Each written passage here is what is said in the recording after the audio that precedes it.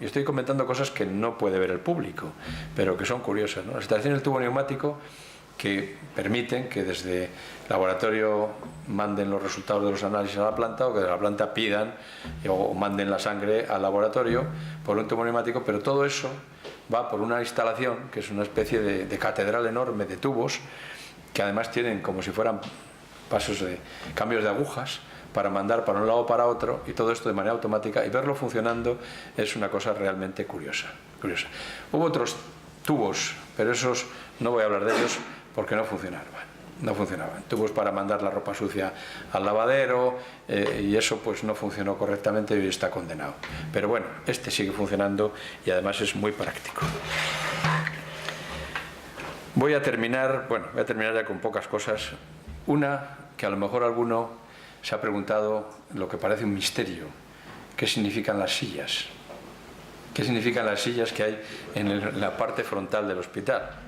Bueno, pues digo, son bastante más de 100 sillas de 4 toneladas de peso cada una, que nos obligó a reforzar todo el techo del parking, quitar la cuarcita que ya estaba puesta y poner aquello que no entendíamos muy bien los que estábamos allí en aquel momento. Y yo me preguntaba, igual que muchas personas, ¿qué significa esto? Y muchos se han preguntado qué significa esto. Bueno, pues yo tuve la oportunidad de ver más de una vez al artista Mariscal y ver como alguna persona le preguntaba que qué significaba aquello, y Mariscal le preguntaba a su vez al que preguntaba aquello, ¿y usted qué es, arquitecto o decorador o algo? Y si decía que no, es que ni siquiera contestaba, lo cual me hace pensar que es posible que ni él supiera lo que era, posiblemente ni él sabía lo que era aquello. Lo cierto es que lo podemos dejar en una incógnita, que cada uno interprete lo que cree que pueda significar esas sillas, pero yo de verdad, en vivo y en directo, no le he oído decir nunca a Mariscal lo que aquello significaba. Sé que era un proyecto que él había publicado en una revista de estas que tienen estos artistas, y que cuando le pidieron algo para Valladolid, pues tiró de eso que ya tenía hecho de unos años antes, y la verdad es que sí, que lo mandó hasta con una maqueta para que lo montáramos adecuadamente, pero bueno, los que mejor salieron fueron los que lo montaron, porque utilizaron mucho hierro y estuvieron mucho tiempo soldando. pero lo cierto es que no sabemos qué significa y nos hemos quedado sin saberlo. Para terminar, y ya como colofón, la pregunta que todos los que estábamos trabajando en aquel proyecto nos hacíamos frecuentemente y nos echábamos a temblar preguntándonos de qué nos habremos olvidado, porque claro, ninguno teníamos ningún tipo de experiencia en el montaje de un hospital, y viendo la complejidad de lo que es montar un hospital, y ninguno éramos expertos, como digo, pues nos hacíamos esta pregunta, y esta pregunta solo pudo ser contestada cuando se inauguró el hospital, cuando empezó a funcionar y no aparecimos en las crónicas de sucesos, con lo cual no lo debemos hacer tan mal. Nada más, muchas gracias.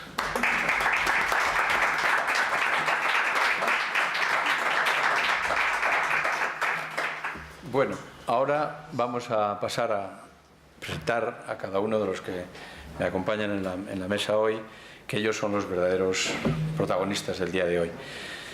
Para empezar, empezaremos con el doctor José de Castro Lorenzo, aquí a mi derecha, miembro de la Sociedad Española de Médicos, Escritores y Artistas, SEMELLA. Fue jefe de servicio de cirugía general del Hospital Río Ortega, coordinador de calidad del Hospital Río Ortega y autor de numerosas publicaciones sobre temas médicos y temas históricos.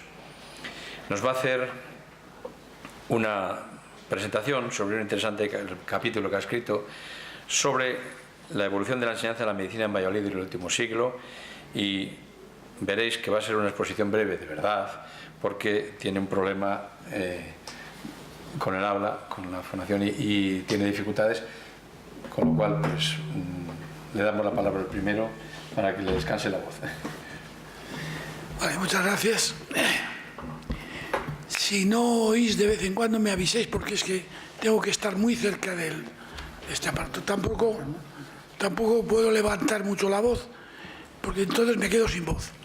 De modo que yo os ruego que me perdonéis, pero lo voy a leer, porque si no estoy perdido completamente con esto.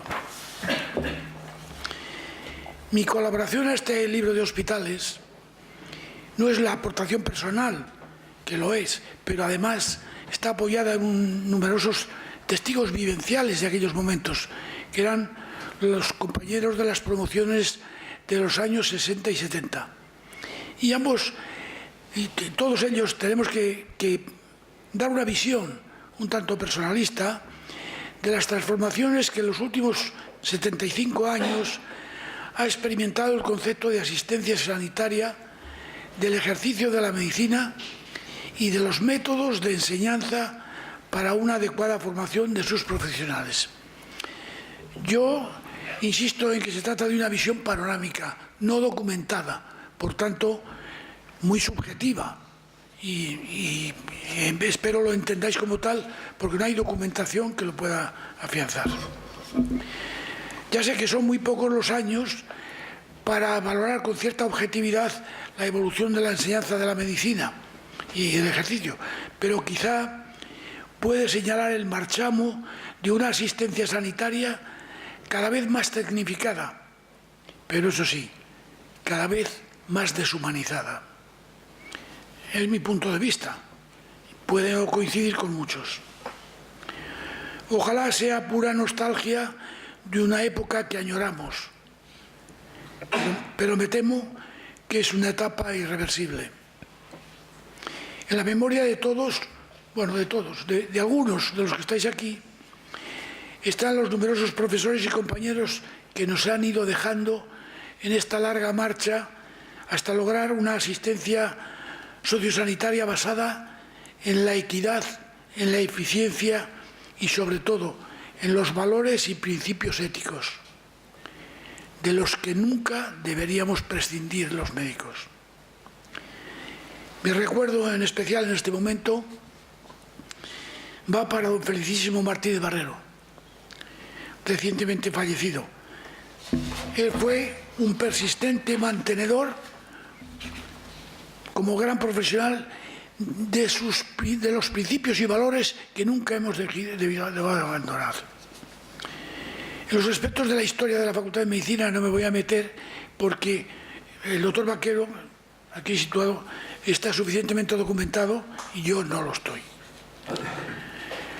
Los planes de estudios en general de medicina estaban estructurados desde el siglo XIX, en que un ilustre zamorano, Claudio Moyano, entonces ministro, los había estratificado de tal manera que la carrera de medicina, ya unida a la de cirugía, que no la había estado, se componía de 6 cursos aproximadamente, no aproximadamente, de 6 cursos.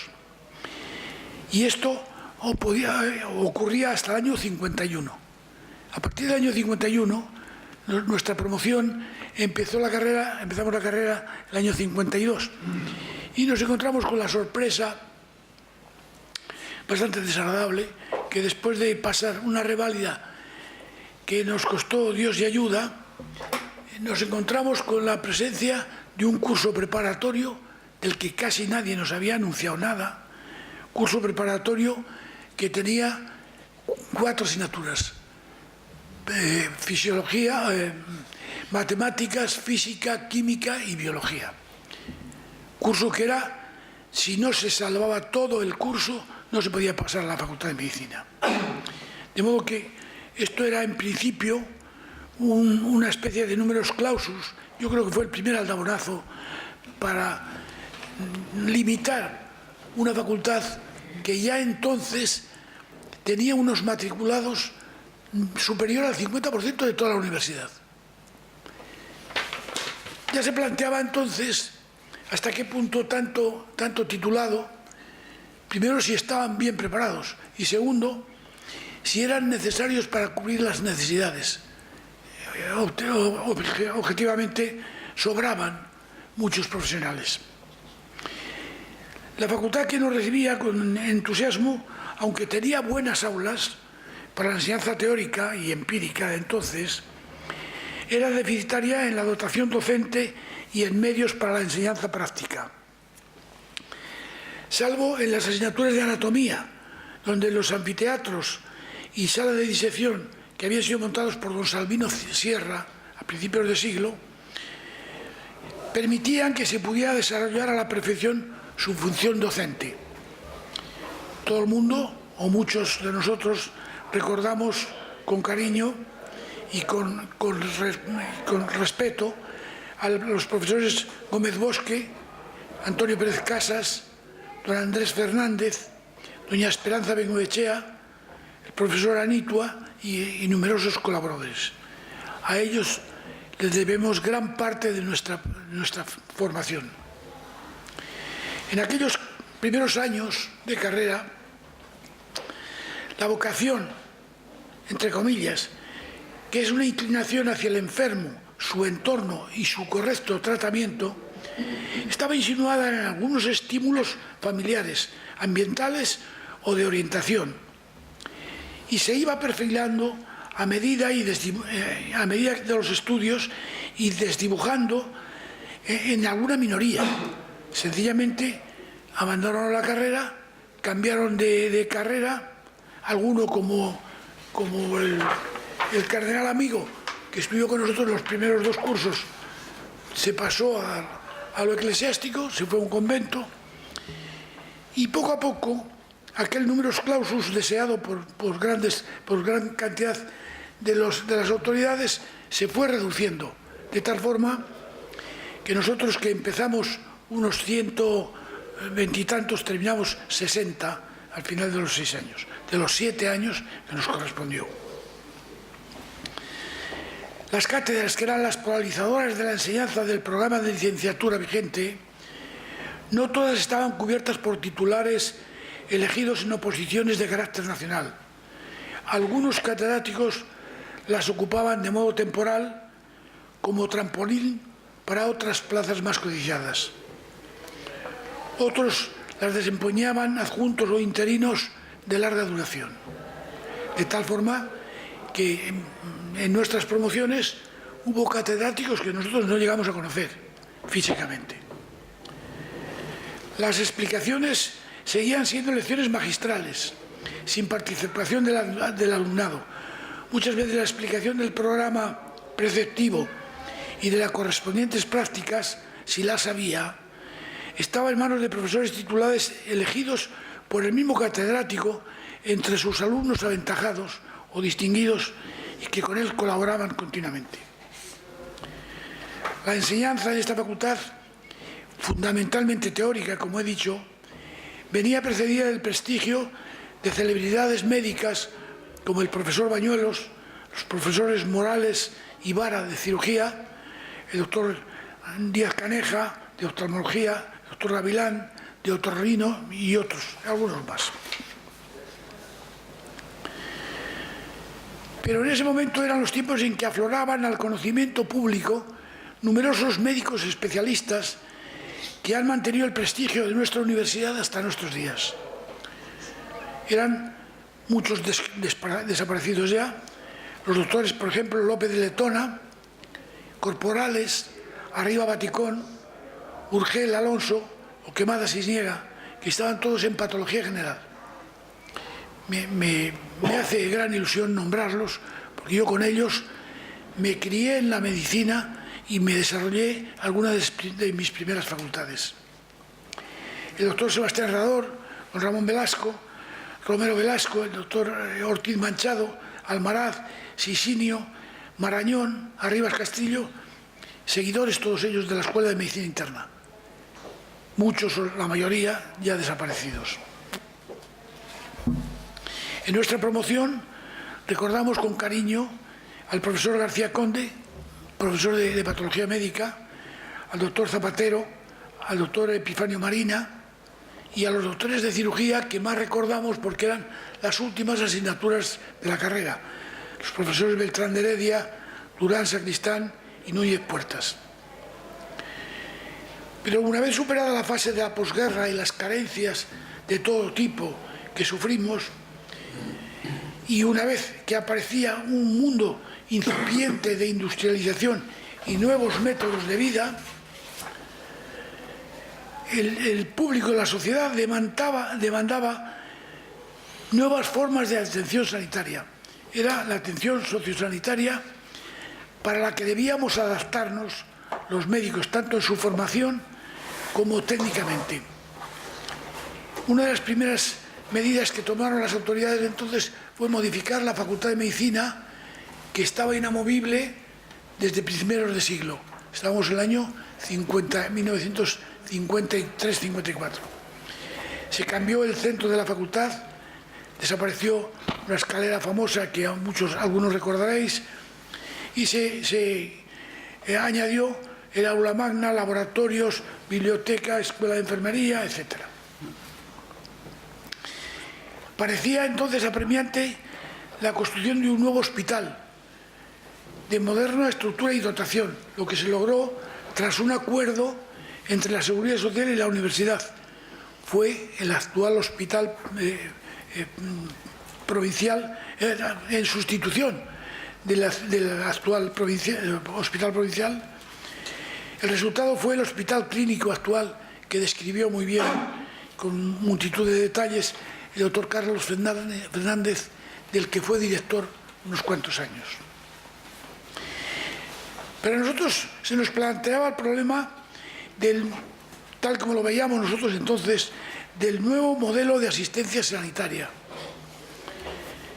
Desde la publicación en 1944 de la Ley de Universidad y la Ley de Bases de Sanidad, los planes de estudio se venían estabilizando con vistas a una mejor preparación de los profesionales, tanto en medicina general como de los especialistas, cuyo título se creaba con los requisitos señalados en la nueva ley.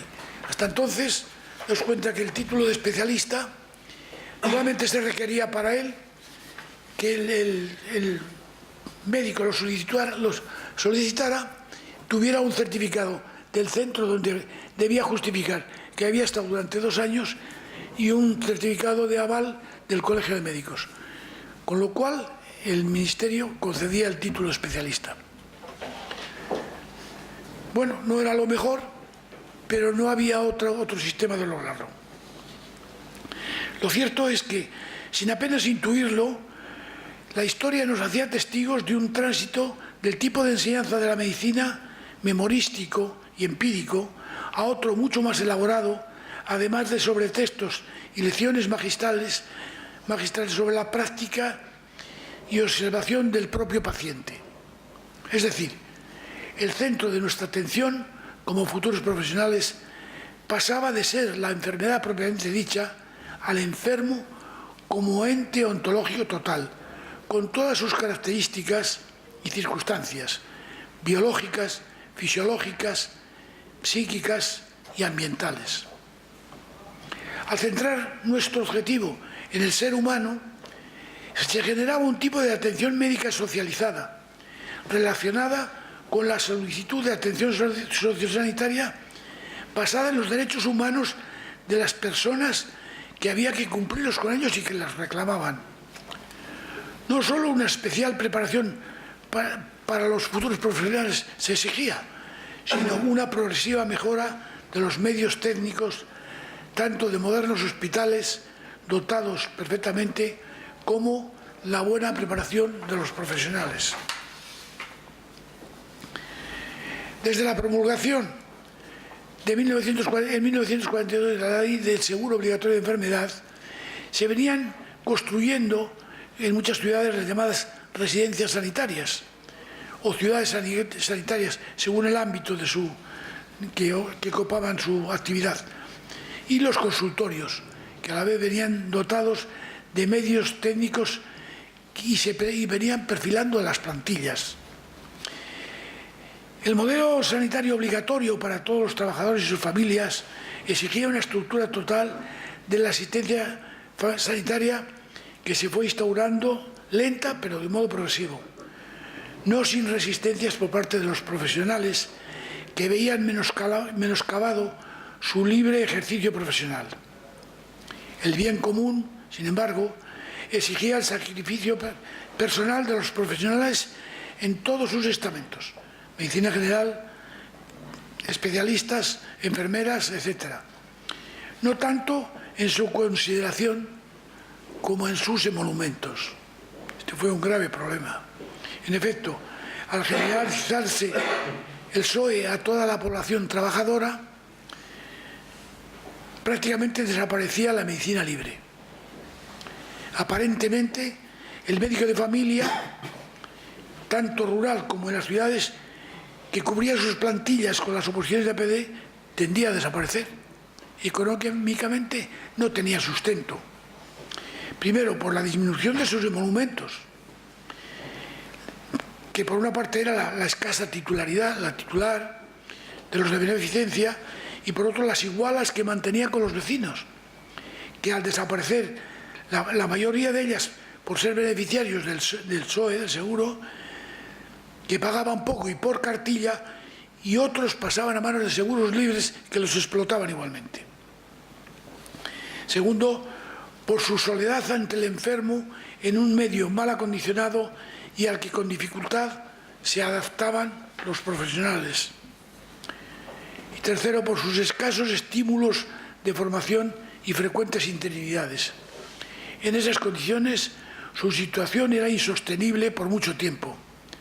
Sin embargo, es un estamento imprescindible para la nueva asistencia sanitaria, dirigida en los primeros años desde el Ministerio por Girón de Velasco.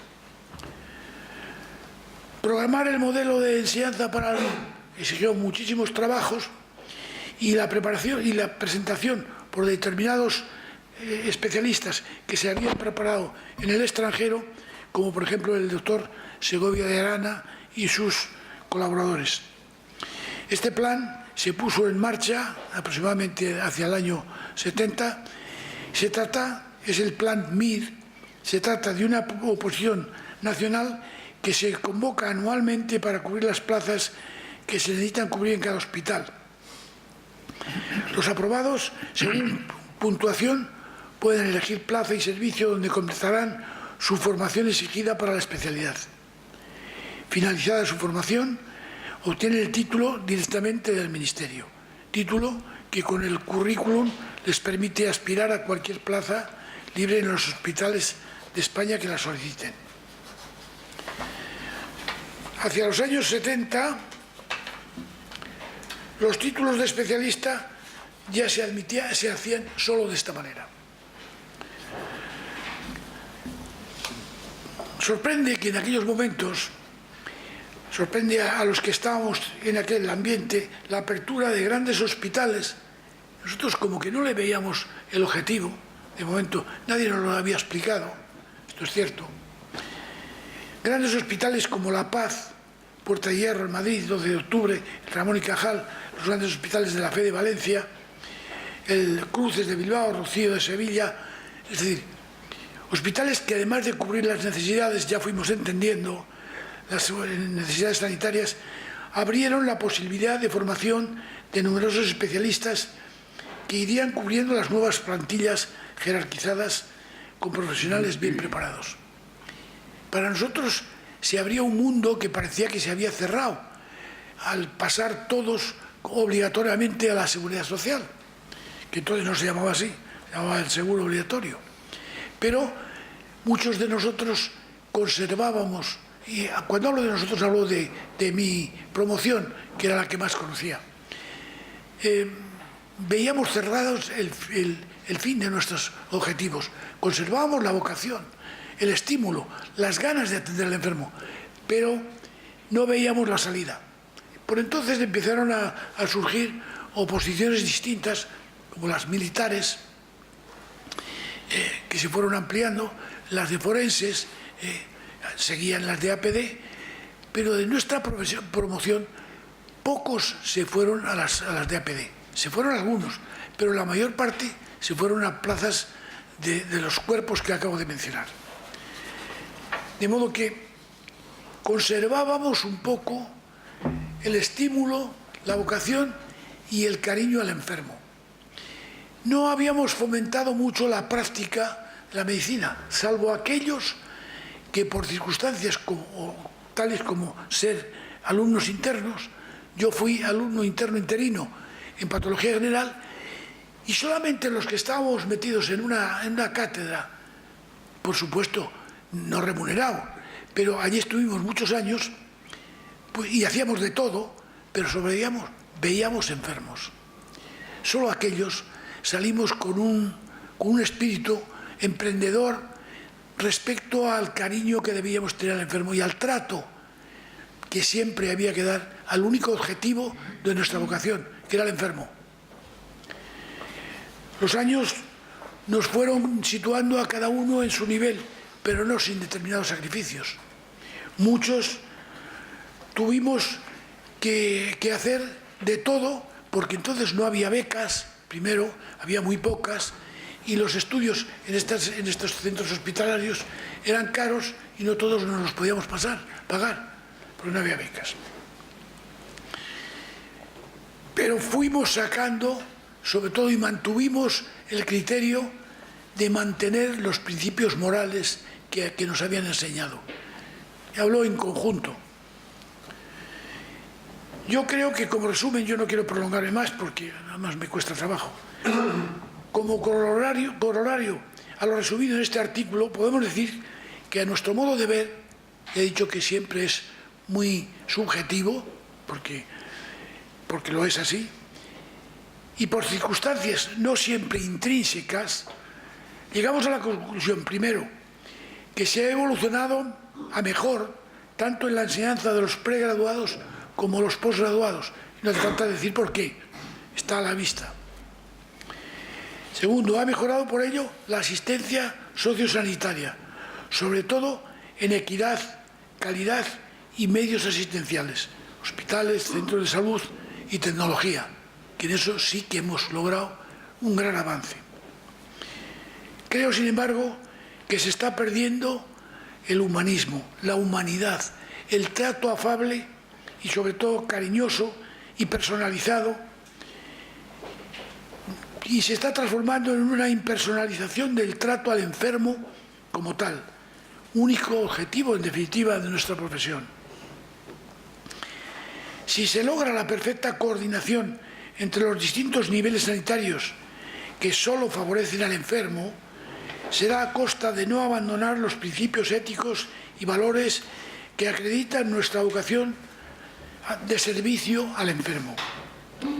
Los profesionales de la asistencia sanitaria, a todos los niveles, tenemos el deber, por nuestro propio prestigio, de cumplir nuestra vocación, sin la cual padece el médico y sufre el paciente, en palabras de un compañero. Muchas gracias.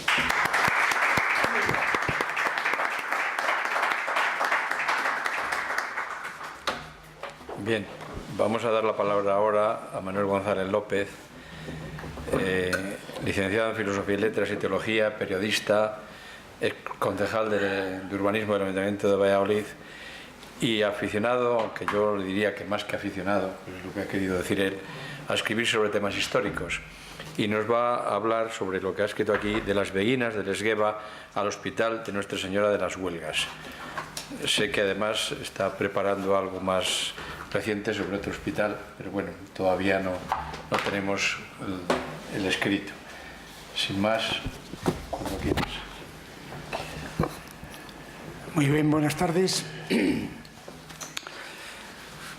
Inicialmente, no solamente porque sea de rigor hacerlo, sino porque lo siento profundamente, dar las gracias al Colegio de Médicos, a su presidente, a los editores del libro, que me brindaron una magnífica oportunidad de estudiar y de ahondar en algún tema que inicialmente yo algo sabía de él, pero que no había tenido oportunidad de conocerlo más a fondo. Como dice el amigo Benito Cortejoso, yo estoy trabajando en un trabajo sobre un fenómeno, un hecho tremendo que ocurrió en 1559 aquí en Valladolid, del que ya Delibes ha escrito la novela El hereje, pero él se centra en un aspecto de octubre de aquel año, de mayo de aquel año 1559, y yo estoy trabajando sobre, sin evidentemente querer equipararme con Miguel Delibes, ni muchísimo menos, sino simplemente porque me parece que es muy interesante conocer lo que ocurrió en octubre de 1559, quemando a 6 monjas del convento de Belén, que estaba situado donde está actualmente el Colegio San José. Empecé a trabajar sobre ese tema y vi que me iba comiendo la atención cada vez más. De tal forma que descubrí, que no lo sabía, que todo aquel recinto de donde termina el Colegio San José está la iglesia de San Juan actual y el convento de las Huelgas y la iglesia de la Magdalena, ese recinto fue el gran recinto templario de Valladolid. Ahí estuvo inicialmente, posiblemente, el principio de la civilización vallisoletana y el principio de la inquietud por los caminantes, por los peregrinos, por los enfermos, etcétera, etcétera. Pero de eso no tenemos prácticamente o casi nada o nada. Más que referencias de Antolínez de Burgos, ya en el siglo XVI, XVII, que hacen referencias a cosas que ocurrieron en aquel tiempo. Bien. De ahí viene el que yo esto un día paseando con Julio Martínez, editor del libro, pues le hablé de esto que estaba haciendo y me dijo, oye, ¿y por qué no me llama para que haga un capítulo en un tema en el que yo me encontraba absolutamente ajeno al tema? Porque yo de medicina no tengo absolutamente nada, voy aprendiendo a base de las enfermedades que la vida me ha ido dando. Bien, entonces me puse a escribir y me puse a leer también y a consultar cosas. Y realmente es súper interesante conocer la historia de un Valladolid que ya se perdió en la niebla del tiempo y que, desgraciadamente, los municipios que hemos estado algunos y otros mucho antes que yo, en muchos siglos, hemos ido olvidando, desgraciadamente. Por ejemplo, la calle Templarios, que existía, esa calle hoy ya no existe. Existe a la salida de la Pilarica, existe la calle Templarios, pero esa calle Templarios es muy novedosa. La calle Templarios original salía de la calle de la Magdalena y iba hasta el Colegio San José. Y en paralelo iba a la calle de la Magdalena. Y donde hoy es la calle del Cardenal Mendoza, en el medio de esa calle iba toda una fila de casas, de tal forma que se conformaban 2 calles. La calle Templarios, que venía de los Templarios, y la calle de la Magdalena. Todo eso ha ido desapareciendo con el tiempo y toda la estructura espacial se ha ido modificando de una forma verdaderamente alarmante y terrible. Hoy ha quedado todo aquello que fue un cogollo magnífico de visualidad, de un preciosismo natural magnífico. Todo aquello ha ido desapareciendo, envuelto en edificios sin sentido y en una ordenación del territorio verdaderamente dantesca. Bien, ¿qué pasó? ¿Por qué el interés en escribir sobre aquel tema? Sobre este tema. Pues porque ahí se da la circunstancia de que el Esgueva, como bien sabéis, viene atravesando. Ya al Esgueva le conocemos todos desde que está canalizado, pero en aquel tiempo entraba por el Prado de la Magdalena, se difundían un montón de abrazos y entraba en Valladolid, abrazando a Valladolid por muchos sitios, de tal forma que llegaba hasta el Calderón, iba por Miguel Íscar y se buscaba por miles de sitios. Entonces el Prado de la Magdalena era un prado verdaderamente extraordinario,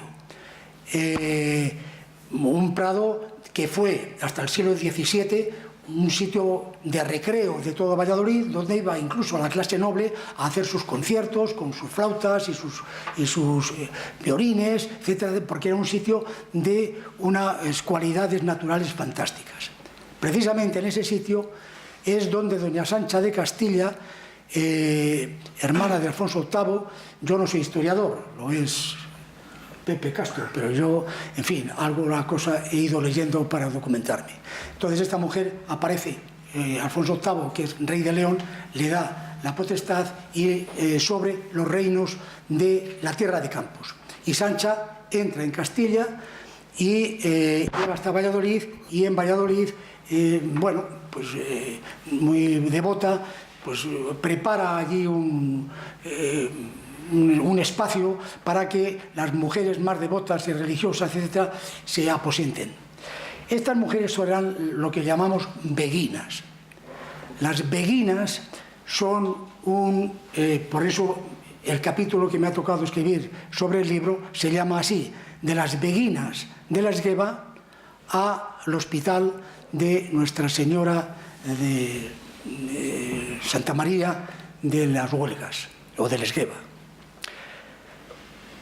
En ese recinto, doña Sancha hace esto, pero se marcha y deja tranquilamente a que estas mujeres, que inicialmente pues eran una fundación absolutamente novedosa en España, ya había una fundación, diríamos una fundación, había un ejemplo, un esquema de este tipo de habitabilidad religiosa en Flandes, concretamente en Bélgica, en Bruselas, pues que la última beguina de la historia acaba de morir hace 2 años todavía en Bruselas, después de 800 años. Aquí llegaron, como llegaron por toda Europa. Toda rapidez se expandió este movimiento religioso, pero no solamente religioso. Las beguinas eran un conjunto de mujeres que se reunían, que se escapaban de sus opresores, los hombres, machos acostumbrados a la guerra y al sexo, y entonces ellas huían de un espacio que no les convencía, ni de una vida que tampoco les iba. Y una forma de liberarse era concentrarse en pequeñas casitas, formando una especie de pequeña comunidad que se mantenía entre ellas. Estos eran los beguinatos, y las beguinas eran este tipo de mujeres. ¿Qué relación tiene esto con lo que se está tratando en el libro? No quiero ser demasiado extenso, me cortas cuando te parezca bien. Pues la realidad es que estas mujeres se dedicaron al cultivo, primero, de su propia virtud, de la lectura espiritual, los rezos, etc., y se encargaban también de la caridad. Hacían caridad, se encargaban de recoger a los pobres, a los enfermos, a los leprosos, a los orates, a los tontos, que acudían a ellas para recoger algún tipo de fruto, de refugio o de alimento. Las beguinas españolas, que nunca se ha oído esto, prácticamente la gente no lo conoce, ni se conoce mucho que hubiera beguinas en España. Y realmente los beguinatos, y el nombre es francés. ¿De dónde viene el nombre de beguinas? Pues el nombre de beguinas no se sabe exactamente de qué viene, pero posiblemente venga de un fundador, y posiblemente que se llamara Lambert Labègue, un flamenco de 1177, muere en 1177, y de este Labègue pudieran venir el nombre de beguinas de su fundador. Otros dicen que el nombre de beguina es un nombre extraño, que puede venir del alemán beginnen, o que significa comenzar, o del inglés to begin, etcétera, etcétera, que significa comenzar una nueva vida. Este era su interés y su entusiasmo, el colocarse al margen de la vida de las mujeres de entonces, liberándose de las opresiones que la mujer en el mundo medieval tenía. Son del siglo XII, finales del XII, del siglo XIII, siguen hasta el XIV, e incluso, como os decía antes, hasta hace 2 años que ha muerto la hermana, no me acuerdo cómo se llamaba, tiene un nombre holandés, flamenco, y que ha muerto a los 90 y tantos años mientras dormía, ella sola ya en su convento, el único que quedaba de la historia. En la Edad Media se da una enorme pluralidad femenina, muy interesante. A veces creemos que en la Edad Media las mujeres fueron un elemento aparte. No es verdad, en absoluto. Hay ilustres abadesas, escritoras magníficas, místicas, excelentes, que escriben libros maravillosos. Por ejemplo, Margarita Porret, que fue luego, como muchas de ellas terminaron, en la hoguera. El ideal beguino, ¿cuál era? ¿Por qué se encontraban y por qué se reunían? Aparte de estas razones de carácter sociológico. ellas se consagraban a la virginidad, hacían voto de castidad, pero no hacían voto de pobreza. Ellas querían vivir a su ritmo, como quisieran, y sin que nadie les impusiera normas. Pero sí el voto de castidad, porque así evitaban al varón. Era una forma de poner una barrera frente al vecino que quisiera venir a asaltarlas de alguna manera. Y se dedicaban al estudio, al servicio de los necesitados, como os digo, vivían en plena libertad, pero con ciertas reglas de carácter comunitario. Trabajaban para mantenerse y hilaban lana, enseñaban a los niños que se acercaban por allí a darles una cierta educación, vivían en casitas cercanas una de la otra, rodeadas todo ese tipo de casitas por un entorno, un muro que tenía una puerta que se cerraba por las noches. En el centro había un patio central, había una capillita y había un pequeño cementerio. De tal forma que todas estas mujeres vivían realmente como un convento, pero sin ser monjas, no eran monjas. Es lo que en España después se llamará las beatas. Beatas que han tenido muy mala tradición en España y sin embargo fuera han sido admiradas magníficamente bien. Hay el libro del Corbacho de la Arcipreste de Talavera las cita, y las cita ya con el nombre de beguinas, cosa que es curioso, porque no aparece mucho, y sin embargo, por ejemplo, en la literatura aragonesa y parte en la castellana sí que aparece el nombre de beguina con relativa frecuencia, no con excesiva, más bien son las beatas. Fueron perseguidas fuertemente, hablo de este país, por el machismo de la época, muy fuerte. En el siglo XIV se llega, en el año 1311, el Papa Clemente V condena al movimiento beguino. Y hay un momento en que todo eso se oculta, pero viene otro Papa, que es Juan XXII, y lo restaura de nuevo. Y de nuevo el beguinato comienza a florecer. En España corren mala suerte, como digo. Se las desprecia y con frecuencia se las persigue. Su nombre común, beatas, es un nombre un poco despectivo, luego termina siendo prácticamente despectivo, ser una beata. También se usa, por ejemplo, como digo, en el Corbacho, ya de una forma mucho más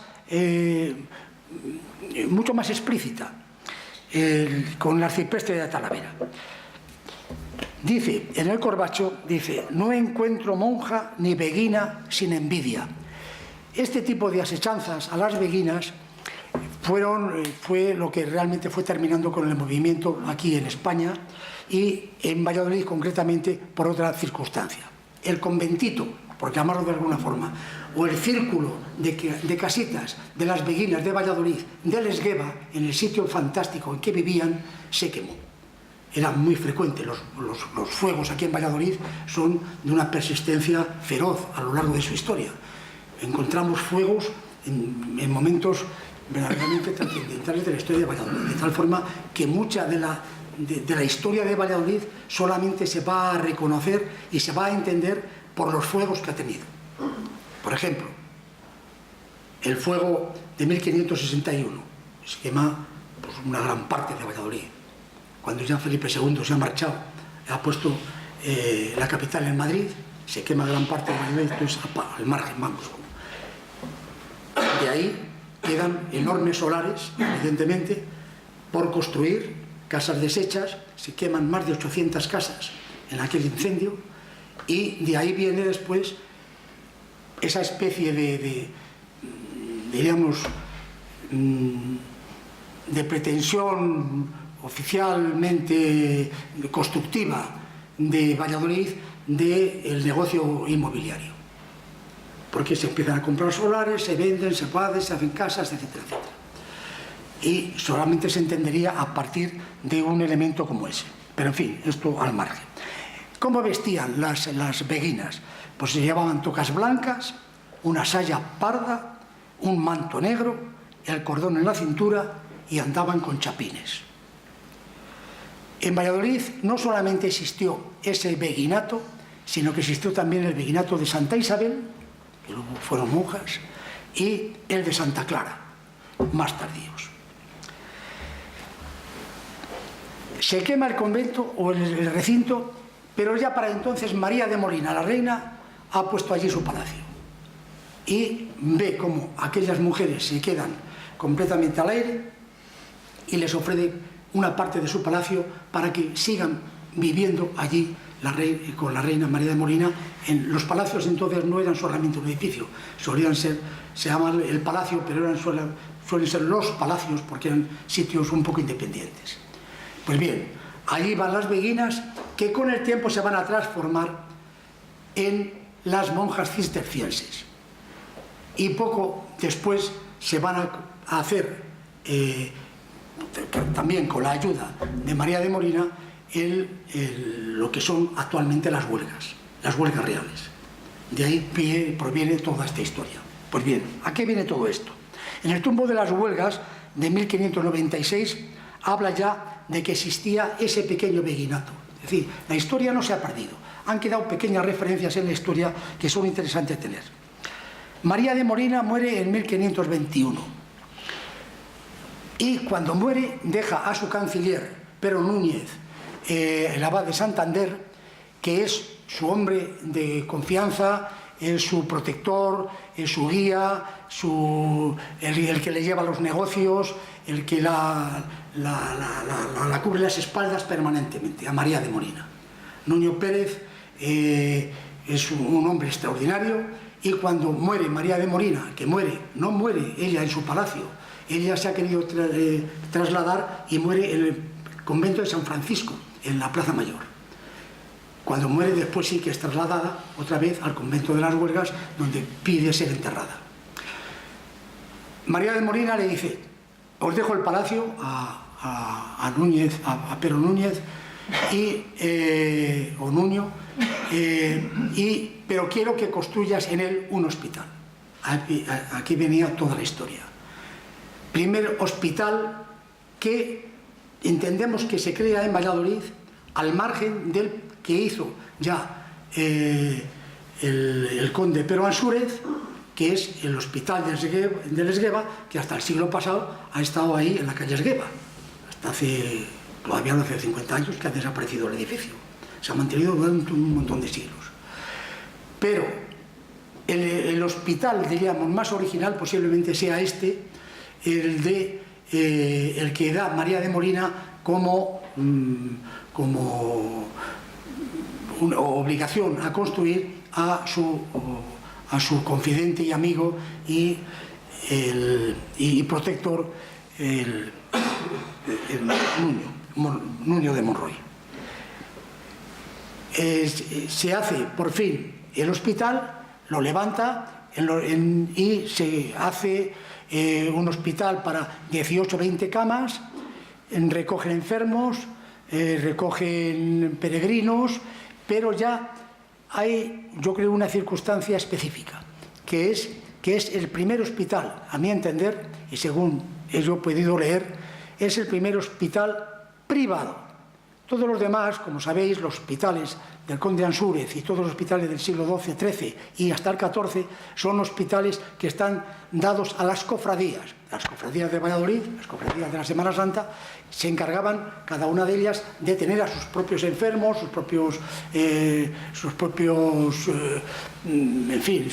sus labores asistenciales, etc. Y cada una tenía un hospital. Pero eran hospitales más o menos públicos que pertenecían a las cofradías, fundamentalmente a las cofradías. Bueno, pues bien, aquí María de Molina le dice a su canciller, a Pero Núñez de Monroy, que ese hospital pase a propiedad de las monjas de las Huelgas. Y entonces es el primer hospital privado de Valladolid. Ese hospital privado de Valladolid se mantiene durante 2-3 siglos, no se sabe exactamente cuánto se demuele. Sí sabemos que hacia 1500 y pico, cuando se construye ya el convento, el edificio de las Huelgas, actualmente la iglesia de las Huelgas, que es del siglo XVI,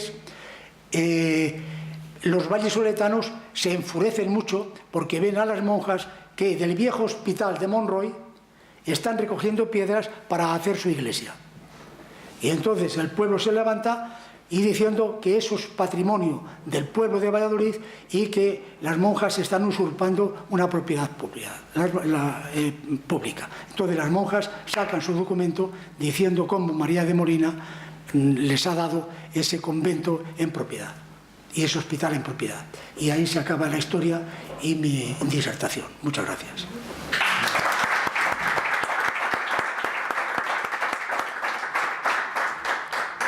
Bueno, vamos a terminar con el doctor José Luis Vaquero Puerta, también miembro de la Sociedad Española de Escritores Médicos y Artistas, pero que además tiene experiencia porque ha sido director de la Residencia General de Valle d'Hebron de Barcelona y del Hospital Clínico Universitario de Salamanca, aparte de otros cargos como director de Insalud, inspector médico de la Seguridad Social y jefe de Servicio de Medicina Preventiva y Salud Pública del Hospital Universitario Río Ortega.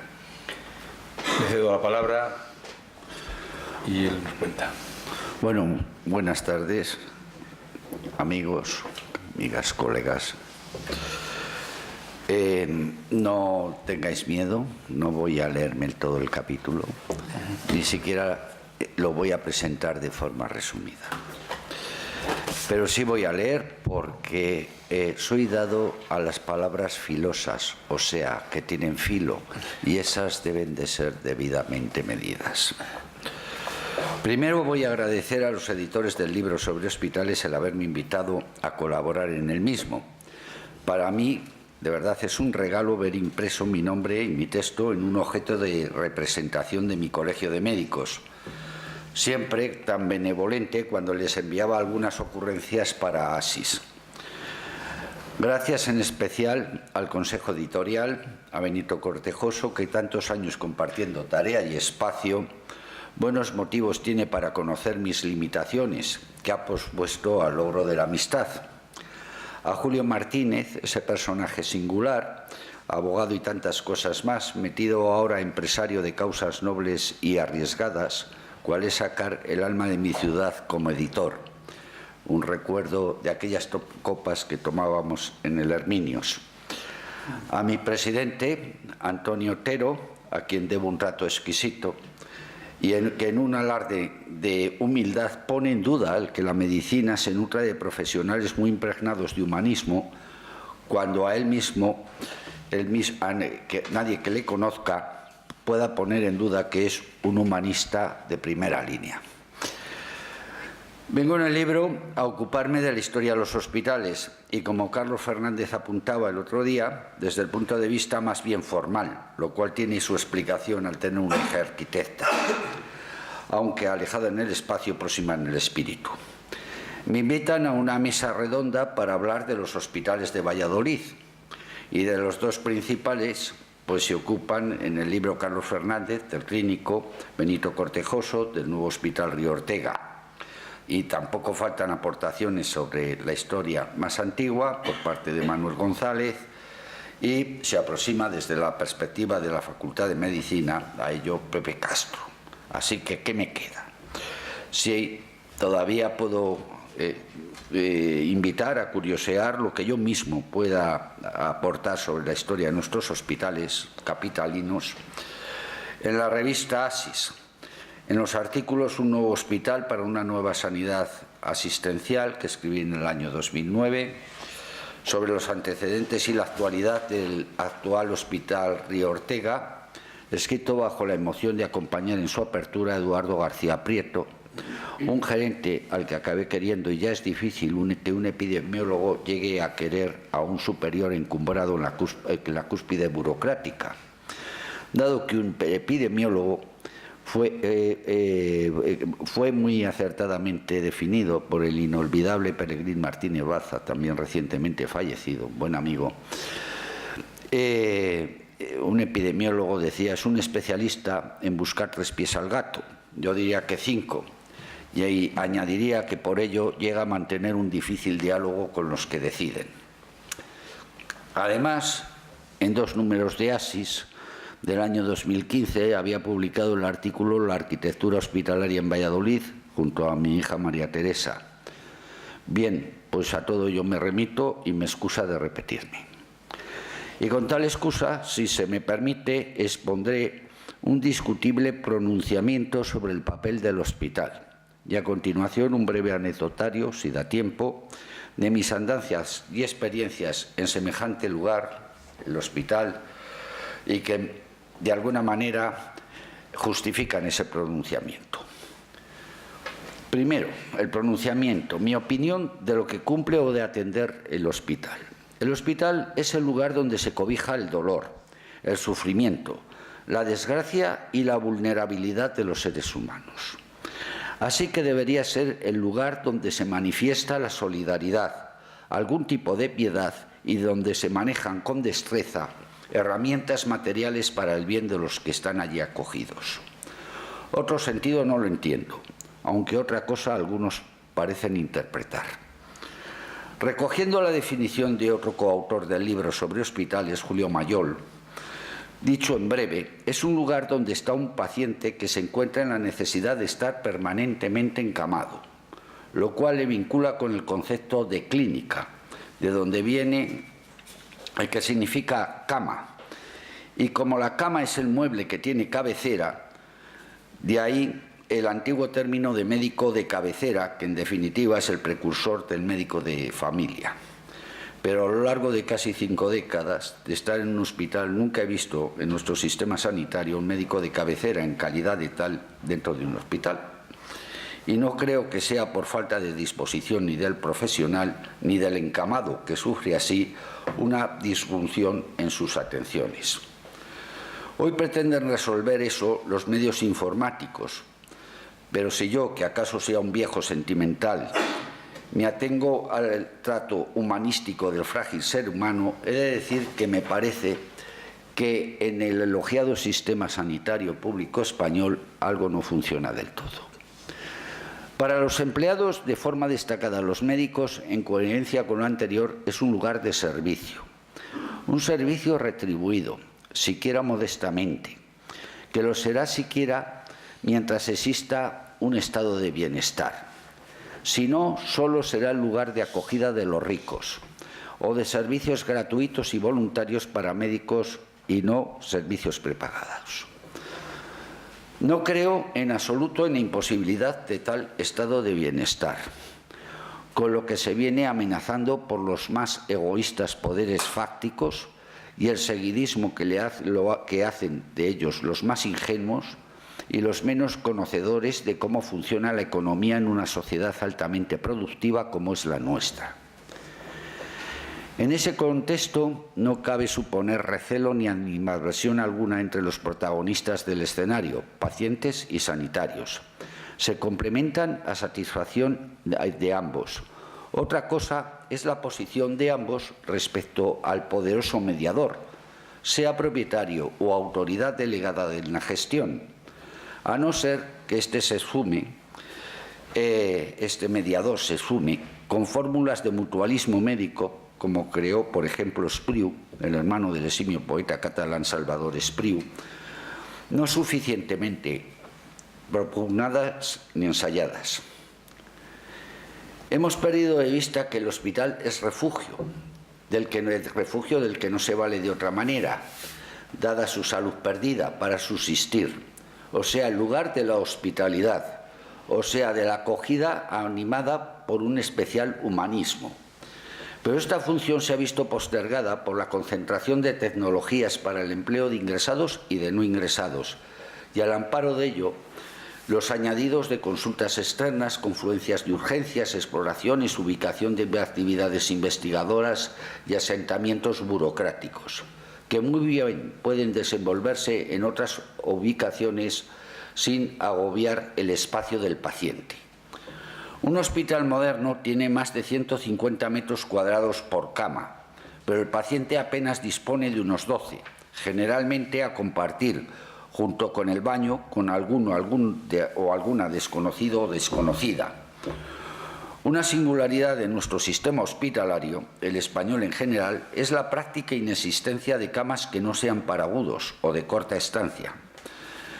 Cuando estamos ante un porcentaje muy alto de población envejecida y desvalida y un predominio de familias reducidas a la mínima expresión, si esto falta, las camas para una estancia mayor, es como para hacérselo pensar. Decir esto no es hacer política, porque curiosamente no hay partido político que caiga en esta cuenta. Lo mismo porque tampoco ven mucho porvenir de voto en colectivos de corta trayectoria vital. El hospital es un lugar de acogimiento, de propósitos bondadosos, pero en los confines de lo tenebroso. En realidad es un sitio al que solo uno querría ir a nacer. Pero a eso yo no fui. Yo nací en una casa particular de mano de una matrona. Yo, en cambio, he ido al hospital después mucho, no solo como médico, también como paciente y como familiar de paciente, que es como más se aprende sobre la débil condición humana asustada por los poderes ocultos que encierra un hospital tras las desangeladas paredes. Y también como lugar de despedidas, con lo que tiene de reflexión metafísica. Allí murieron mis seres más queridos, mis padres, por ejemplo. Mi historial hospitalario, que me lleva a pensar en lo que he expuesto, nace de una experiencia que resumiré en unas sucintas anécdotas. La primera vez que permanecí en uno, tenía 18 años y estudiaba segundo de medicina. Acompañaba a mi madre en una habitación holgada y silenciosa, en un posoperatorio, y a mí me acompañaban los apuntes de anatomía. Era el Hospital Militar de Valladolid, y no se había cumplido la primera mitad de los años 60 del siglo pasado. Allí tocaba estar, porque mi padre, que era un funcionario civil de aviación, fue una operación fracasada, pero quien la practicó, un coronel, tenía un rango superior al de mi padre. Costó un riñón sano. Seccionó un uréter y el militar urólogo no acertó a decirlo. En una clínica particular, Clínica del Rosario, regida por monjas, el prestigioso don Santos de Miguel tuvo que enmendar el entuerto. Perdonad el relato, que durante muchos años cayó mi padre con dolor en el alma. La jerarquía y la humanidad en el hospital parece que no casan bien. Malos comienzos, que tuvieron corrección al poco. Andando por tercero de medicina, una parienta monja de la Caridad, a petición mía para hacer prácticas, me presentó a un gran clínico, no precisamente significado por sus fervores religiosos, don Jesús Casas Carnicero. Tenía don Jesús muchos discípulos, que no solo alumnos, al extremo de que hasta su muerte, pasados muchos años, teníamos el gusto de acompañarle en una comida anual. No doy nombres por no extenderme, pero hubo muchos que fueron valores fuertes de la medicina. Se apuró todo lo que se pudo en aquellos pacientes, en la sala corrida de San Juan, en la de los tuberculosos de San Luis, y en rara ocasión en la tétrica de San Roque, o en el pabellón de infecciosos del Prado de la Magdalena. Lo que se carecía de recursos se suplía con humanismo y buen hacer. Un ejemplo, como añadido a la historia clínica, siempre se hacía una historia social del o de la paciente. Una labor casi clandestina, como otras cosas. 3 años bajo el amparo de este profesor titular no valieron más que para conocer en 3 lecciones magistrales al catedrático. ¿Le nombro? Coronel residente en Valencia, que tuvo a bien descender del avión oficial en tan breve periodo. Acabada la carrera, la opción era buscarme la vida afuera, dadas las escasas oportunidades de mi Valladolid natal. Primero llegué a El Bierzo, a la residencia sanitaria de la Seguridad Social Camino de Santiago de Ponferrada, donde estuve de residente asistencial, que era algo así como de chico para todo. Buenos profesionales y situaciones muy dramáticas. Viví allí. Poco sueldo el de residente, así que oposiciones de por medio recalé en Bilbao, en plaza fija del Seguro. Para proseguir el magisterio de don Jesús en horas libres, se me admitió en el séquito de don Luis Manuel Ipiniés, otro gran internista en el hospital de Basurto, muy parecido al maestro inicial, pero con el que solo mantenía una diferencia muy peculiar. Don Luis había sido catedrático, creo que en Salamanca, y había cesado en tal dignidad oficial para sentirse más a gusto en las salas de medicina interna, que tenían nombres no de santos, sino de próceres del hospital bilbaíno. El paso siguiente me condujo a otra experiencia, el de la directividad, de por medio otras oposiciones. Saltando algunas etapas de joven funcionario, recalo como director de la Residencia General de la Ciudad Sanitaria, ahora llamada del Valle de Hebrón. Con una osadía todavía joven, me honro antes de amilanarme de la proximidad de mis jefes de servicio, Torno Solano, Díaz Cascón, Pedro Boté, Paravicini, Salvador, Soleva Alcés, Triginer, Arcalis, Limones Vars, Ley y muchas figuras más señeras de la medicina. Es el recorrido general de lo que es un gran hospital de 800 camas y de la agitación catalanista predemocrática que allí también recalaba entonces. Mi reconocimiento a aquellos, en el fondo compañeros y casi coetáneos, que respetaron un pacto. Ni una queja de los pacientes y por mi parte no habrá presencia policial.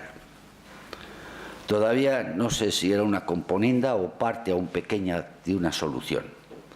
Cuando por propia voluntad me despedí, me dieron el mejor galardón. Me invitaron a cenar y a una copa en la mítica Sala Celeste.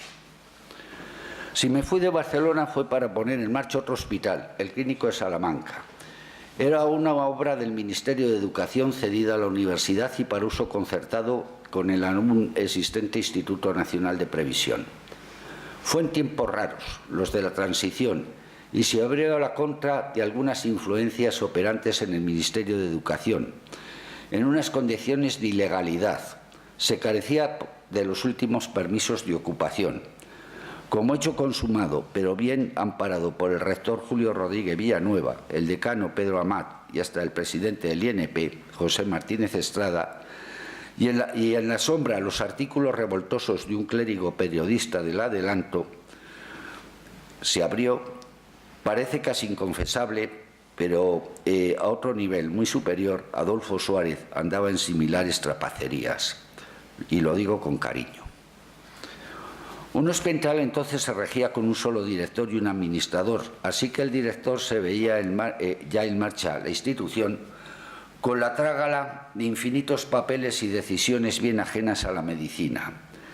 Así que en Salamanca mismo decidí dar un giro a mi porvenir profesional y en consonancia con la obtención de plaza del Cuerpo de Sanidad Nacional, me incorporé como jefe de sección de Medicina Preventiva del Hospital del Seguro de toda la vida, el Virgen de la Vega, y allí me encontré con otro desviado de la medicina interna, Benito Cortejoso. Como el encuentro se repetiría luego, creo que hayamos pasado más horas en proximidad entre los dos que con nuestras respectivas parejas y posiblemente hayamos discutido menos que con ellas. ¿Será así? Tras otro picoteo político mío, una vez creado el Insalud, vuelvo al tirón de la medicina, pero ya sin salir nunca más de los muros hospitalarios. Es el año 1982 cuando recalo en la residencia sanitaria Onésimo Redondo de mi pueblo, o sea, de Valladolid, y allí estoy pasando por su nuevo nombre, titularidad y ubicación hasta 2013, o sea, 31 años, que es cuando fui despedido a los 17 años de edad. Después he vuelto mucho por ahí como paciente y doliente, destacando los buenos oficios de mis médicos, tales como Araceli del Villar o Asterio Barrera. Mi visión del hospital es muy peculiar. Como profesional de medicina preventiva y salud pública, se mueve uno entre entramados peligrosos. En el fondo, uno es un epidemiólogo que andaba buscando los defectos del sistema y está en todos los sitios y en ninguno. Esto se traduce en su tendencia a inmiscuirse en terrenos que otros consideran propios y en su proclividad hacia la controversia. Algún arte hay que desarrollar para no acabar en bronca con niveles de decisión iguales, superiores o de otra jerarquía. No hay niveles inferiores. La llegada a la vieja residencia de Valladolid confieso que me causó una impresión deplorable. Recuerdo los charcos y los cables sueltos entre telarañas en los sótanos. Desmiénteme.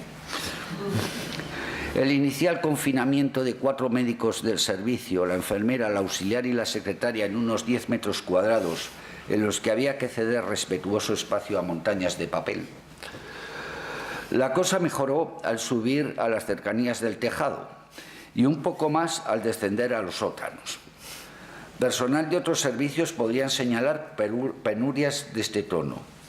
Luego, ingresados en el siglo XXI, girarían las cosas de forma pasmosa, entre espacios y tecnologías punteras. Pero no estoy seguro que capaces de contener el calor humano de los tiempos pobres. Casi ahora se recuerda con un toque de ternura cuando un médico tenía que informar en un rincón de un pasillo atiborrado de gente de algo íntimo y grave al familiar de un paciente. Ahora hay que esperar primero ante un insensible servicio de citaciones, seguramente muy eficiente, y llegado el momento ante una puerta de una serie de boquetes cerrados a lo largo de desangelados pasillos de diseño, eso sí. Se me dirá si he hablado de hospitales o de meros chascarrillos personales. De hospitales hablé en mi artículo del libro, sobre todo de su arquitectura y significado. Aquí me he desahogado un poco mencionando la influencia de un contexto exterior al hospital que explica cómo se nos representa el hospital. Cuando yo era niño, recuerdo a una de mis abuelas que decía en su ancianidad: haced conmigo lo que queráis, pero no me llevéis al hospital. Tuvo una fractura de cadera y la soportó como cojera más de 20 años. La otra abuela consultó a una eminencia médica, la metió en una sesión clínica a su pesar para explicar su diabetes. De la opinión que le pareció el genio de la medicina a la enferma, la indujo a comerse unos cuantos pasteles en la afamada pastelería La Conchita cada vez que venía a Valladolid. Desconozco el afinamiento diagnóstico, pero murió sobrepasados los 90 años. He hecho alguna triste alusión a los dispositivos hospitalarios militares que hace bastantes años eran los mejor dotados. Tengo una buena ocasión para hacérmela perdonar, porque no todo el mundo es igual. Recordando al último director del Hospital Militar de Valladolid, el coronel Cuetos, que desgraciadamente también murió este año, que con harto dolor de corazón le tuvo que ceder el hospital a la burocracia de la autoridad civil cuando con todo esmero había cuidado su mantenimiento y mejora. No es bueno cerrar los lugares de la hospitalidad, los hospitales, sobre todo si nos pillan a mano. Unas últimas observaciones que darían de sí para exposiciones más largas y que son retahílas para el debate ocultas por ideas manidas. ¿Por qué la lejanía de los hospitales? ¿Por qué la concentración de tecnologías en ellos? ¿Por qué la ausencia típicamente española y heredada de la obra social de la dictadura de los hospitales de mediana estancia? ¿Por qué obligar al paciente necesitado de reposo a compartir azaroso espacio con desconocidos? ¿Por qué compartir intimidad y riesgos en estado de vulnerabilidad? ¿Por qué, en definitiva, dar más importancia a una televisión que molesta al vecino que a un retrete en exclusividad? En definitiva, ¿por qué se debate tan poco sobre los hospitales? ¿Acaso solo debiera confiarse su ordenación y construcción a quien los haya disfrutado o padecido como usuario? Muchas gracias.